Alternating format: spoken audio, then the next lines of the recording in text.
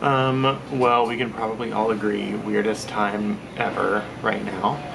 Um, Usually I tape these on Monday, which I did tape one on Monday, and I was going to go send it out via email today, but realized it's completely out of date because everything is changing hour by hour. So, um, everything I'm going to talk about is pretty much related to what's going on, because it's so impactful and it's so ever-changing, and I know that everyone is really, really affected by it because our entire way of life is totally changing.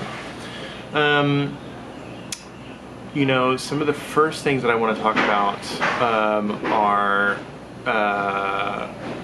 obviously restaurants and food and eating. I've had a few grocery store experiences which were very bizarre, but some of the people that are being hit hardest by this are all of the restaurants and takeout places that we go to now, and like, P. Terry's and all of the, MMH restaurants and all of the New Waterloo restaurants, and every group, every small restaurant that's not part of a group or is part of a group, every single one of them is hit super hard because margins are already really thin in that industry, and then having a city, ban dining rooms and restaurants until May 1st has left all of them with the option of only doing to-go, curbside pickup kind of things in its place, some of which are doing that, some of which don't even have the infrastructure to do that.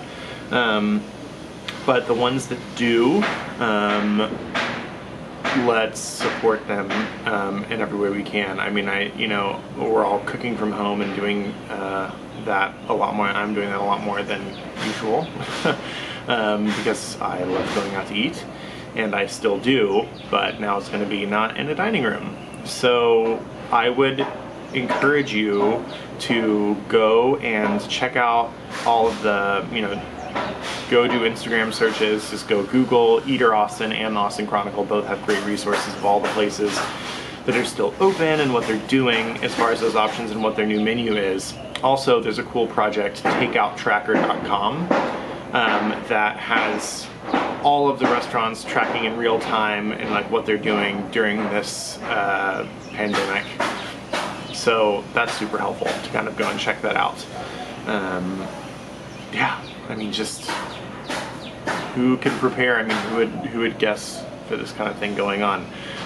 Favor is not charging local restaurants commissions for deliveries during all of this.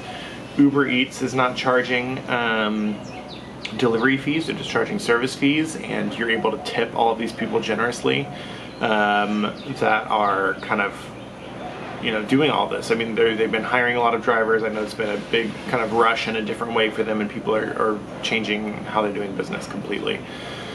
I mentioned yesterday, but Amazon is hiring 100,000 employees effective immediately to help with all of this. They've gone down in a lot of ways to just doing essential items, medical items for Prime, but they desperately need the staff. An example of a local company, HEB, really needs to get everyone they can as well. They're immediately hiring cashiers, stockers, cleaners, everything. So for people that have been affected, there's a lot of local great options for different resources. If the company you're with isn't already kind of restructuring or positions and doing all that already. Capital Metro, this is kind of a logistical update. They modified their transit schedule. So if you or anyone you know is dependent on that, they're essentially shifting to provide Sunday level service 7 days a week. So a lot more space between the routes and those times. They're doing heavy sanitizing, hospital grade disinfectant at the end of service each day for the whole fleet. So that's taking a lot of time and resources, obviously. A lot of people have asked about the housing market and real estate and what's going on. It's still, it's interesting because Austin already had such a limited amount of inventory as it is, and that is obviously still the case. It just kind of feels like a holding pattern right now, and I think the focus of, my focus and people that I know It's just making sure that everyone's okay and doing whatever they can, and knowing that everyone's just kind of doing what they can right now.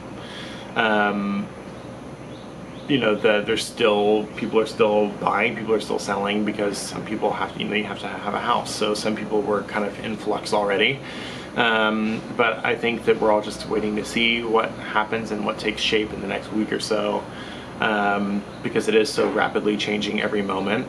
But you know, I think it's just a reminder that, you know, people have said it a million times already, and I'll say it a million times more. If you need help, if you need someone to talk to, reach out to, I know I'm calling everyone I can, but we're all here for each other, and we're all affected in different ways. So I'll keep on updating, and here's to what's next.